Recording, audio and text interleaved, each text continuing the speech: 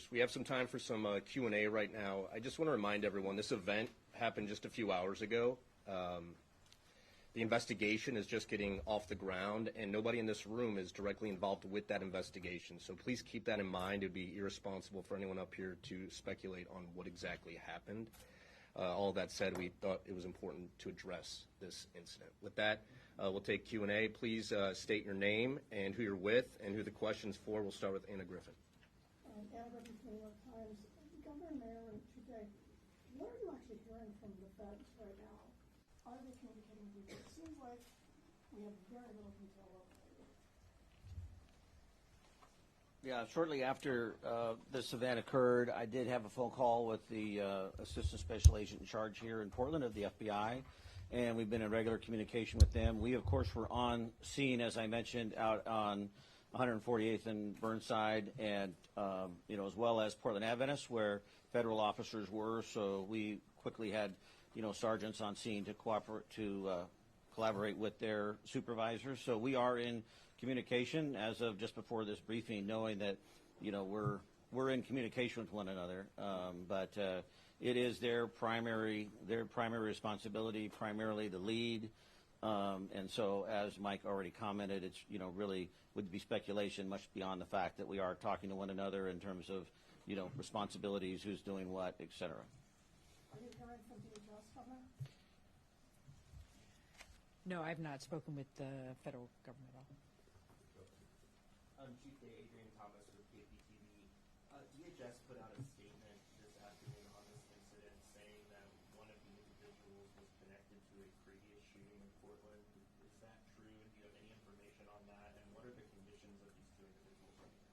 Yeah, I'm familiar with the statement that was put out. I can't comment on whether or not that's the case. We don't know who these individuals are. We have not, they haven't been identified or shared their identification with us.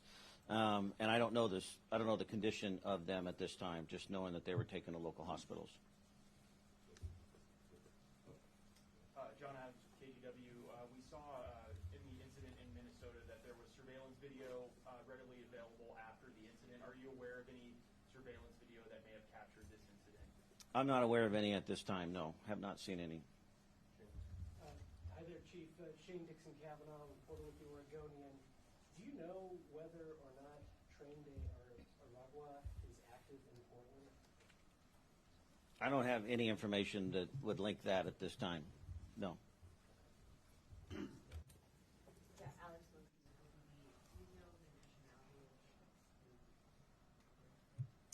No, I've heard a lot of different comments. I don't want to comment on that. I can't be specific. I've heard different references, and I might be confusing some of that information. So, no, I don't have that specifically. KXL and the Oregon Media News Network, Heather Roberts. Is this a normal course of action? Is this standard procedure to have the FBI lead a shooting investigation and law enforcement involved shooting investigation inside the city limits? Yeah, on the federal side it is, yes. And I've been clear since we started down this road, in January of last year, that we've continued to keep open lines of communication with our federal partners, for, unfortunately, even moments like this. But on a local level, we value the ability to be able to pick up the phone, to call one another, to try and figure it out, understanding there's limitations, as we have tried to work through over the last year. And so we are present in a role that's supportive of trying to make sure that this is done equitably and accurately, safely, but they are the primary lead on it. Joel Jones with Coin 6 News. My question is, federal statements suggest that this vehicle was allegedly weaponized against agents. Do your officers have any evidence to suggest that claim is true or to justify the use of deadly force? Okay. The question was whether or not there's been any evidence to support a statement that was made that the vehicle was weaponized in this event, correct? Is that the question? Yes. And we don't have any information on that. As I mentioned, we responded after the fact to both the shooting scene. Once we were at the shooting scene, the vehicle was already gone, because then 6 or 7 minutes later, we responded to where the victims had called 911. So we don't have any first-hand information. Were the agents still on the ground, though? Were the federal agents involved in this shooting still on the ground when your officers arrived? Yes, there were federal officers both at the original scene, and then federal officers met us out at the scene farther away. But we don't have any information to confirm or deny, the behavior of the vehicle, the use of the vehicle. Yes, Department of Homeland Security. I know recently federal agency DHS has asked you for investigative files related to arrests. Are you in a position to be able to ask for the same thing of these federal officers? Is the FBI going to keep you apprised? Are you in a position to be asked for records related to the investigation the same way they've asked the Portland Police Bureau? Well, the question is whether or not we are in a position to ask for records, documentation in a manner similar to how the Department of Justice is asking them of the Portland Police Bureau right now. I think you're referencing our settlement agreement. So it's not quite an apples-to-apples comparison. There's, a couple of different things there that are nuanced.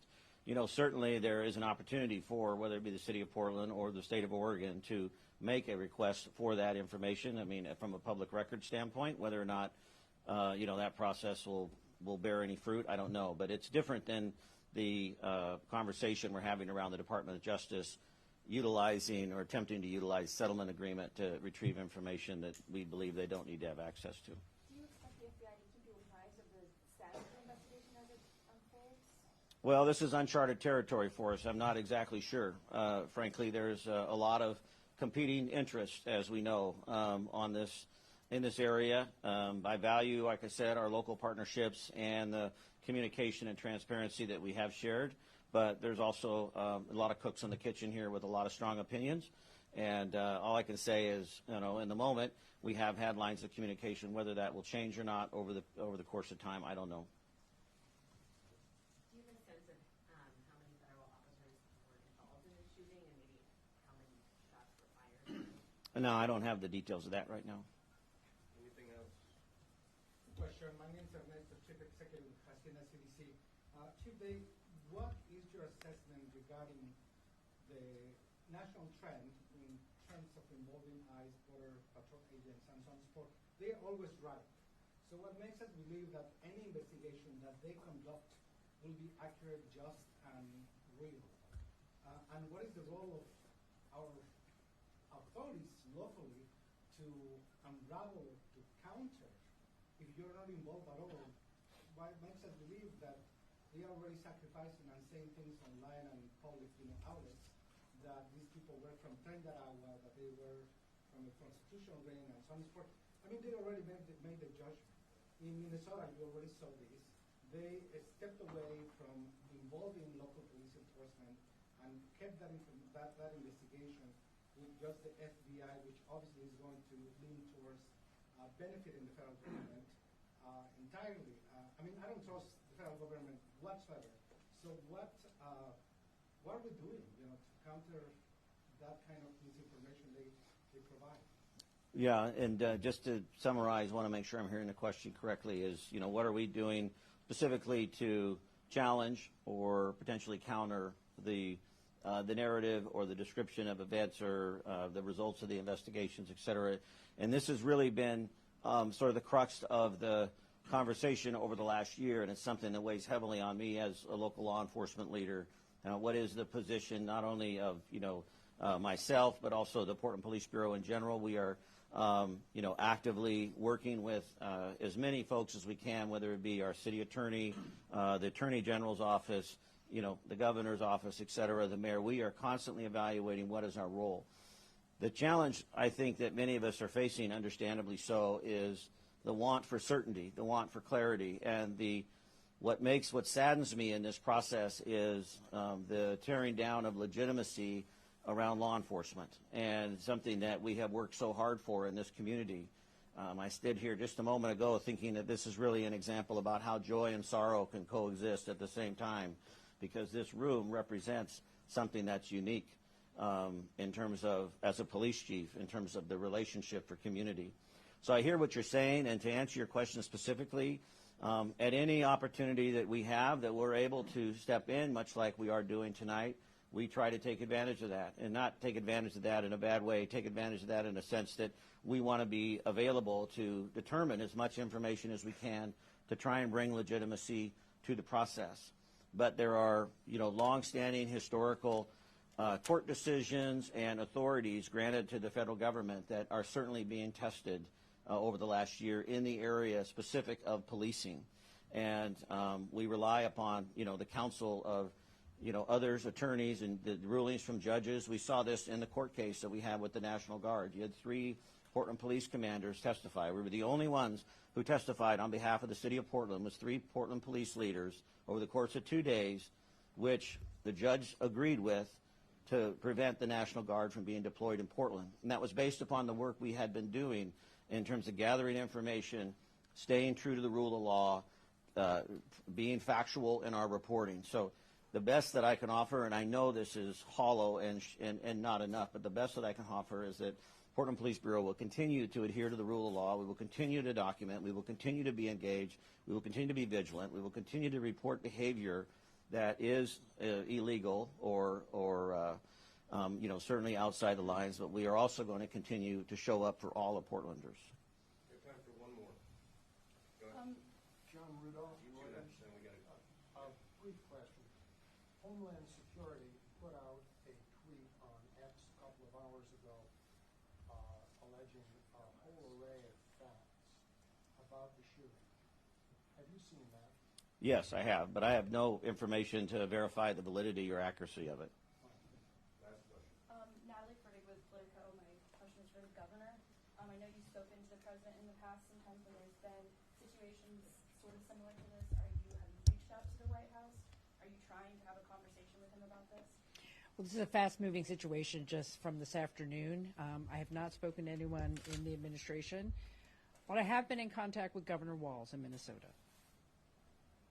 And I just want to reiterate that we in Oregon are shocked and saddened by what happened in Minneapolis, and that Americans across the country, including governors, are standing together to say we need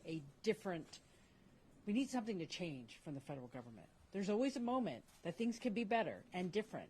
Maybe this will be that moment where we actually have partnership with our federal government to understand the facts, get to the bottom of this, and stop the violence in our communities. And I know that governors around the country believe that.